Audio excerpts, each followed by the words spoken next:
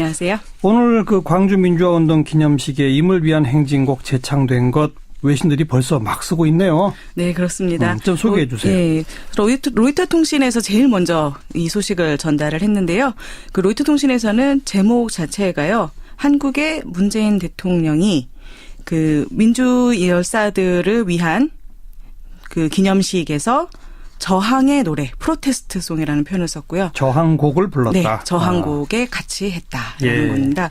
그래서 이 문재인 대통령이 이 저항의 상징인 노래를 선창을 했고, 그래서 그러면 이 노래가 무엇인지 어떤 의미가 있는지에 대해서 로이터 통신은요, 이 노래가 이제 1980년대 초반부터 시위에서 불려졌고, 그리고 종종 한국에서 민주화 투쟁은 목숨을 걸고 벌어졌는데, 네. 이 민주화 투쟁의 애국가였다. 민주화 투쟁의 애국가. 네, 그렇게 표현을 합니다. 네. 그래서 이 문재인 대통령이 광주 민주화운동 기념식에서 이 저항의 노래인, 저항의 상징인 임을 위한 행진곡을 함께 불렀다라는 것은 거의 10년에 가까운 보수 통치의 상징적 종식을 의미한다. 그렇죠. 네, 이렇게 표현을 하고 있습니다. 네, 네.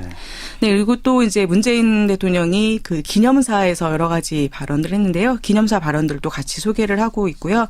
그래서 임을 위한 행진곡에 대해서 문재인 대통령이 단순한 노래가 아니다. 5월의 피와 혼이 응축된 상징이고 5.18 민주화운동의 정신 그 자체이다라고 했던 발언을 그대로 인용해서 소개를 하고 있습니다. 네, 네. 그래서 이렇게 그 임을 위한 행진곡의 의미를 이렇게 바라보고 있기 때문에 로이터 통신에서는 임을 위한 행진곡을 재창하기로 그것을 공식 행사에서 하기로 한 문재인 대통령의 결정이 결국 대통령이 이제 자신의 진보적 신념을 재확인하고 전임 박근혜 전 대통령의 보수 유산을 파기하는 그런 행보의 일환이다라고 표현을 하고 있고요. 상징적 의미를 아주 많이 지적했네요. 네, 로이터 그렇습니다. 통신은. 그래서 네. 이제 뭐 그 연장선상으로 보고 있기 때문에 그러니까 보수 유산에 대한 그 청산의 의미로 보기 때문에 그런 보수 유산을 청산하는 그 행보들이 어떤 것들이 있었는지에 대해서도 로이터 통신은 계속 이어서 이야기를 합니다. 네. 뭐 대표적으로 말하는 것이 이제 전 학생운동권 출신이자 한때 친북 인사라고 해서 비난을 받았던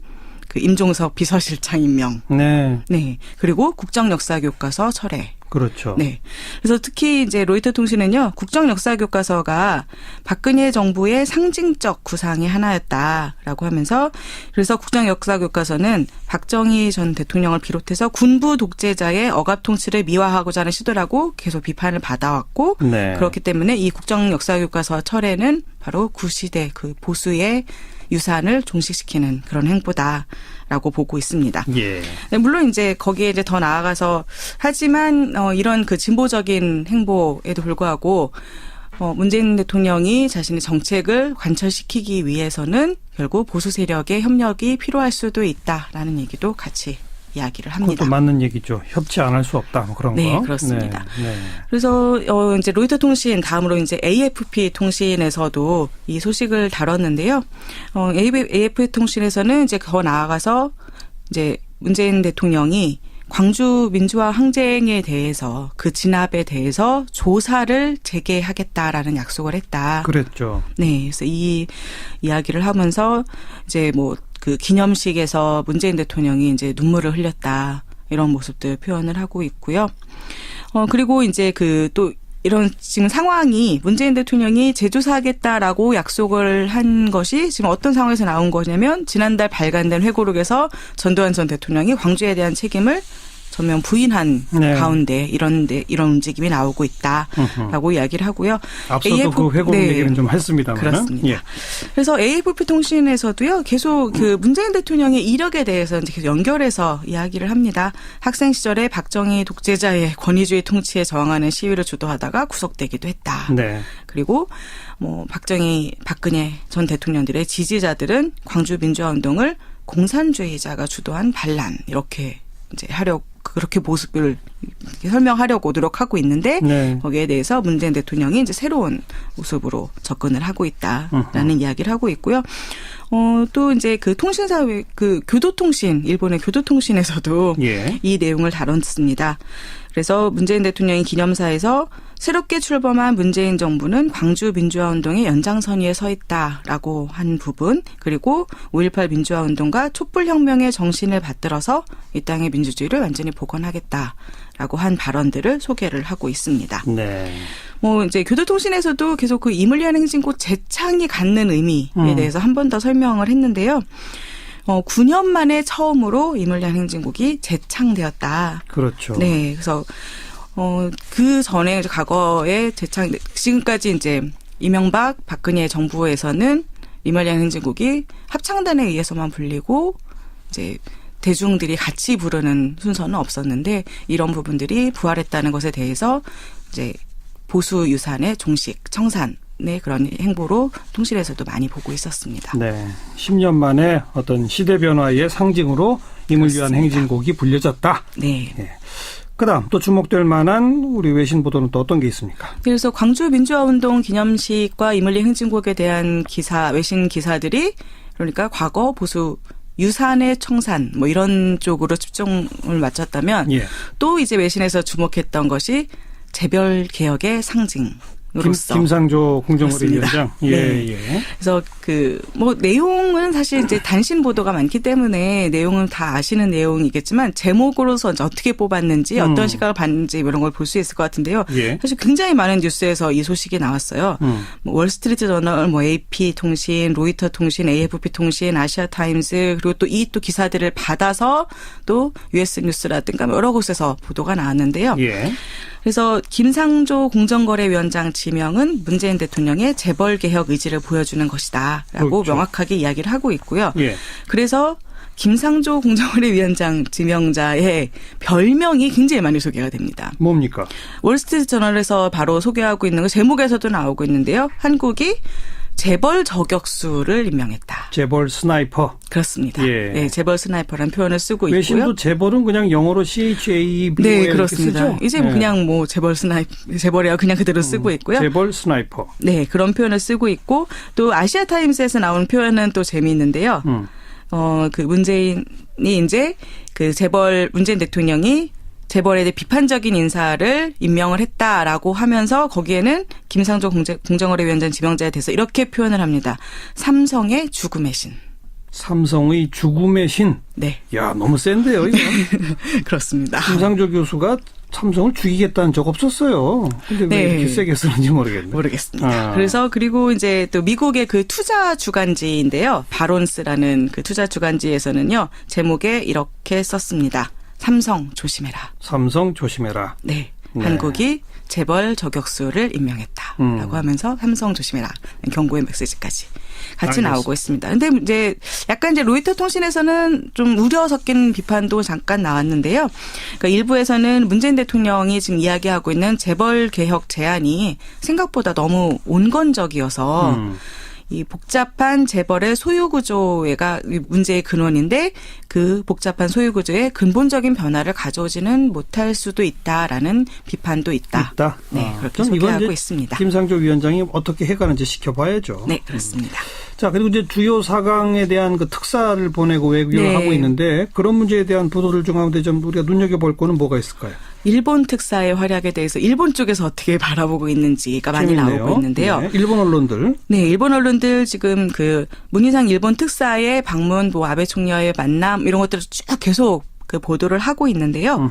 근데 아무래도 지금 가장 쟁점이 되는 부분이 위안부 합의 부분이잖아요. 그렇죠. 예. 그래서 위안부 합의에 대해서 일본 언론들은 부정적으로 당연히 보도를 하고 있습니다. 그렇겠죠. 네, 그래서 저펜타임스에서는 일단 저펜타임스는 그냥 이렇게 기본적으로 문희상 일본 특사가 무슨 제안을 했는지를 소개를 하면서 합의 재검토나 재협상을 촉구하기보다는 무라야마, 고노, 다마에 기반해서 좀 제3의 길로 현명하게 해결해 보자라는 제안을 했다라는 정도만 소개하고 있는데 지금 아베 총리가 명백한 사과 표명을 좀 해라 그런 뜻 아니겠습니까? 네.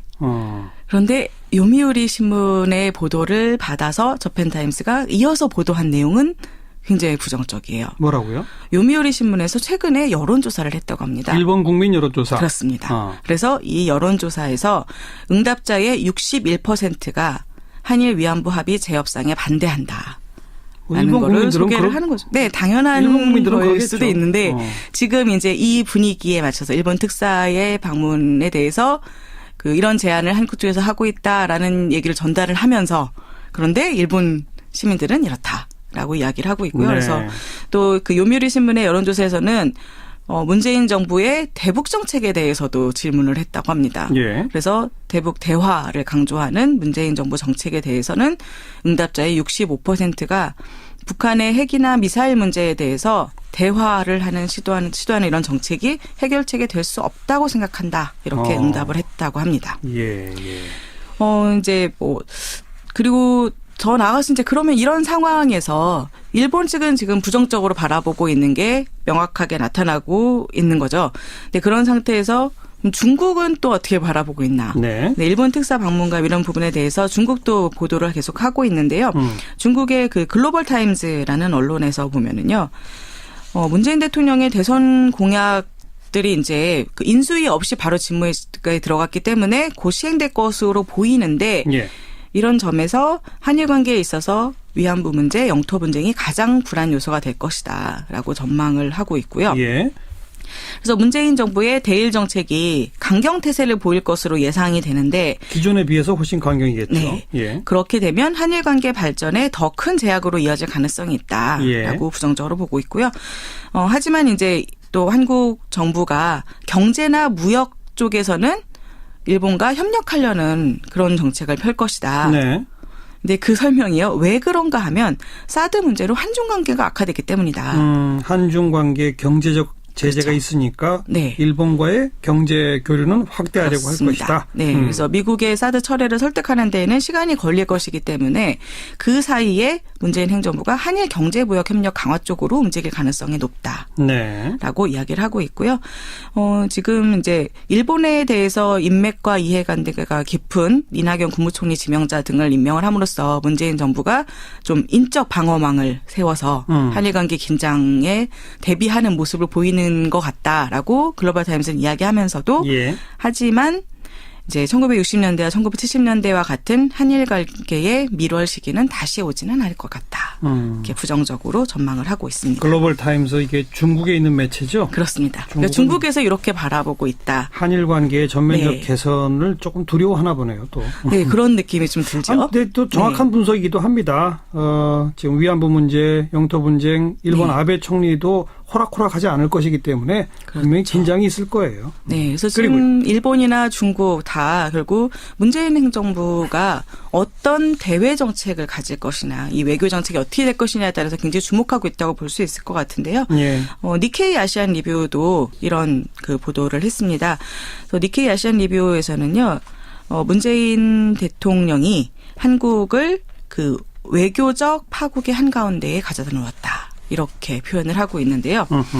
그러니까 지금까지 이제 문재인 정부가 취임 직후에 펼쳐온 정책을 보면 한국 외교의 변화 가능성 분명히 보이고 있는데 예. 그중에서 가장 대표적인 게 대북 정책이 좀 더 유화적으로 완화된 정책을 보이고 있다. 예. 이런 거고요.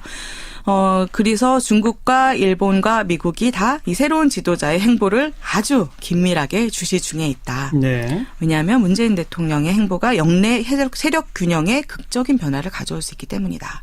이렇게 이야기를 하고 있습니다.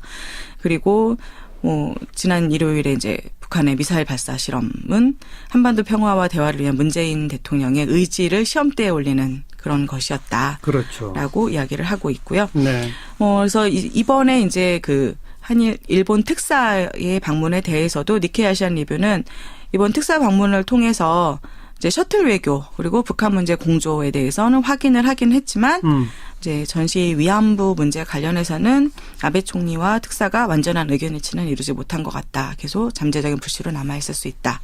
여기까지입니다. 수고하셨습니다. 네, 감사합니다. 밖에서 본 한국 국제민주연대 강은지 팀장이었습니다. 1.18 민주화운동의 정신 그 자체이다라고 했던 발언을 그대로 인용해서 소개를 하고 있습니다. 네. 그래서 이렇게 임을 위한 행진곡의 의미를 이렇게 바라보고 있기 때문에 로이터 통신에서는 임을 위한 행진곡을 재창하기로 그것을 공식 행사에서 하기로 한 문재인 대통령의 결정이 결국 대통령이 이제 자신의 진보적 신념을 재확인하고 전임 박근혜 전 대통령의 보수 유산을 파기하는 그런 행보의 일환이다라고 표현을 하고 있고요. 상징적 의미를 아주 많이 지적했네요. 네, 로이터 그렇습니다. 통신은. 그래서 네. 이제 뭐 그 연장선상으로 보고 있기 때문에 그러니까 보수 유산에 대한 그 청산의 의미로 보기 때문에 그런 보수 유산을 청산하는 그 행보들이 어떤 것들이 있었는지에 대해서도 로이터 통신은 계속 이어서 이야기를 합니다. 네. 뭐 대표적으로 말하는 것이 이제 전 학생운동권 출신이자 한때 친북 인사라고 해서 비난을 받았던 그 임종석 비서실장 임명. 네. 네. 그리고 국정역사교과서 철회. 그렇죠. 네. 그래서 특히 이제 로이터 통신은요, 국정역사교과서가 박근혜 정부의 상징적 구상의 하나였다라고 하면서 그래서 국정역사교과서는 박정희 전 대통령을 비롯해서 군부 독재자의 억압 통치를 미화하고자 하는 시도라고 계속 비판을 받아왔고 네. 그렇기 때문에 이 국정역사교과서 철회는 바로 구시대 그 보수의 유산을 종식시키는 그런 행보다라고 보고 있습니다. 예. 네, 물론 이제 거기에 이제 더 나아가서 하지만 안녕하세요. 오늘 그 광주 민주화운동 기념식에 임을 위한 행진곡 제창된 것 외신들이 벌써 막 쓰고 있네요. 네, 그렇습니다. 좀 소개해 주세요. 네, 로이터 통신에서 제일 먼저 이 소식을 전달을 했는데요. 그 로이터 통신에서는 제목 자체가요. 한국의 문재인 대통령이 그 민주 열사들을 위한 그 기념식에서 저항의 노래, 프로테스트 송이라는 표현을 썼고요. 저항곡을 불렀다. 네, 저항곡에 같이 했다라는 예. 겁니다. 그래서 이 문재인 대통령이 이 저항의 상징인 노래를 선창을 했고, 그래서 그러면 이 노래가 무엇인지 어떤 의미가 있는지에 대해서 로이터 통신은요, 이 노래가 이제 1980년대 초반부터 시위에서 불려졌고 그리고 종종 한국에서 민주화 투쟁은 목숨을 걸고 벌어졌는데 네. 이 민주화 투쟁의 애국가였다. 민주화 투쟁의 애국가. 네, 그렇게 네. 표현을 합니다. 네. 그래서 이 문재인 대통령이 광주 민주화운동 기념식에서 이 저항의 노래인 저항의 상징인 님을 위한 행진곡을 함께 불렀다라는 것은 거의 10년에 가까운 보수 통치의 상징적 종식을 의미한다. 그렇죠. 네, 이렇게 표현을 하고 있습니다. 네, 네. 네, 그리고 또 이제 문재인 대통령이 그 기념사에서 여러 가지 발언을 했는데요. 기념사 발언들도 같이 소개를 하고 있고요.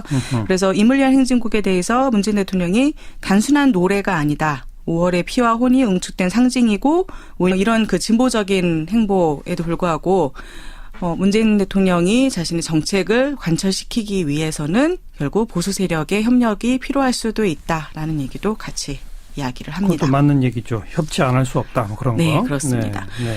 그래서 이제 로이터 통신 다음으로 이제 AFP 통신에서도 이 소식을 다뤘는데요. AFP 통신에서는 이제 더 나아가서 이제 문재인 대통령이 광주 민주화 항쟁에 대해서 그 진압에 대해서 조사를 재개하겠다라는 약속을 했다. 그랬죠. 네, 그래서 이 이야기를 하면서 이제 뭐 그 기념식에서 문재인 대통령이 이제 눈물을 흘렸다 이런 모습들 표현을 하고 있고요. 그리고 이제